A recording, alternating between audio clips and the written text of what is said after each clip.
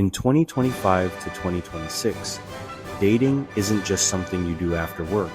It's something you scroll, optimize, and sometimes perform.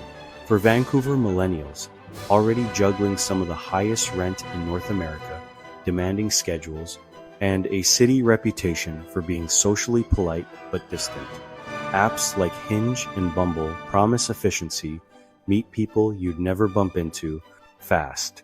The catch is that the same systems designed to increase matches can also quietly erode the conditions that make real connection possible: attention, vulnerability, and time.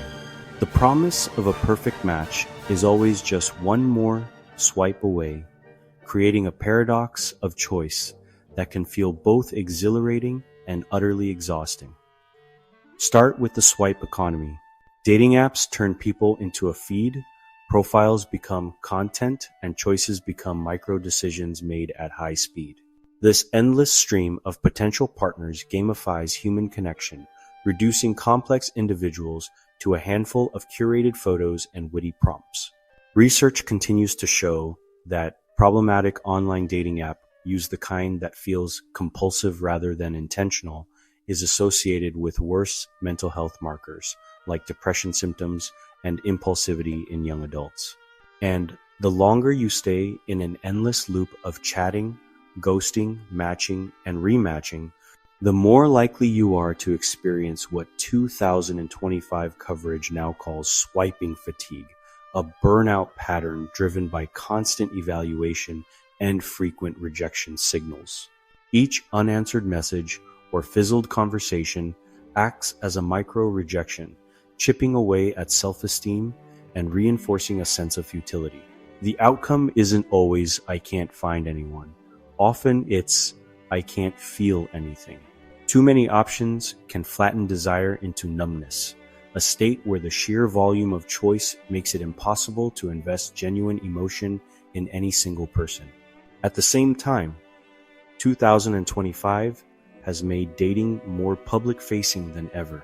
Bumble's own 2025 trends highlight DWM, Date With Me, and the idea that modern dating has become a kind of reality show, GRWM videos, date recaps, and post-date debrief content that audiences consume like episodes. Your personal romantic journey is now potential entertainment for a global audience. TikTok's Date With Me trend captures the mood. It can make dating feel more exposed and performative, blurring the line between genuine vulnerability and curated storytelling. The pressure to create a compelling narrative can overshadow the actual experience of getting to know someone.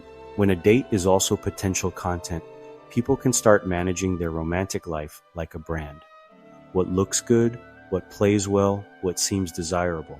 That pressure can distort early-stage authenticity, the awkward, unfiltered moments that are actually the glue of intimacy. Instead of being present, you might find yourself mentally storyboarding the date for a future TikTok. Then there's the AI layer, which is accelerating in 2025 to 2026. Platforms are increasingly integrating tools that help you message, craft prompts, or smooth out conversation. Hinge, for example, has promoted features like prompt feedback, explicitly framing them as nudges that should reflect your voice, not replace it. The goal is to help users overcome the initial hurdle of a blank text box. Meanwhile, major media in 2025 has raised a sharper question. If AI drafts your opener, edits your vibe, and helps you maintain momentum, what part of the interaction is you? One major critique is that AI often optimizes the surface wittier banter, cleaner profiles, without building the deeper skills required for intimacy, conflict tolerance, emotional clarity, and real-world courage. It teaches you how to perform connection, not how to build it. And in 2026, this debate spills beyond dating apps into AI companionship more broadly, as more people experiment with romantic or emotionally intimate AI interactions.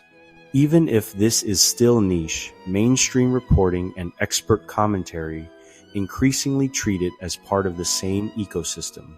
Technology stepping in where loneliness and modern stress leave gaps. This is especially potent in a city like Vancouver, where the infamous rainy season can amplify feelings of isolation. The cultural signal matters. If the market keeps offering frictionless intimacy substitutes, it can subtly raise our expectations that human connection should also be frictionless when real relationships are, by design, messy and slow. They require patience and the willingness to navigate imperfections, qualities that algorithms are designed to filter out. To be fair, it's not all doom scrolling and dopamine traps. Research also complicates the simplest apps are bad narrative. A 2025 Northwestern Medicine study reported that nearly 1 in 4 teens used dating apps and did not find clear evidence of mental health harm over the study period, suggesting that for some users, especially marginalized groups seeking safe spaces to connect, apps can provide meaningful social access that might be unavailable offline. And on the adult side, dating apps can absolutely produce real relationships, especially when people use them intentionally. This means defining what you're looking for, setting time limits on app usage to avoid burnout, and crucially, moving from chat to real-life interaction quickly. A coffee in Kitsilano or a walk around Trout Lake reveals more about chemistry than a week of texting ever could. So what's the net impact in 2025 to 2026? Hinge and Bumble can widen the doorway to connection, but social media logic can turn the living room into a stage, and AI can turn the first conversation into a polished simulation. Real connection doesn't come from better matches alone. It comes from showing up as a full human, uncertain, present, and willing to risk a little awkwardness. The more dating becomes content, and the more conversation becomes optimized, the more we have to actively choose authenticity because the default settings won't do it for us. The ultimate challenge is to use these powerful tools without letting them use us to leverage their reach while fiercely protecting the messy, unscripted, and deeply human core of what it means to connect.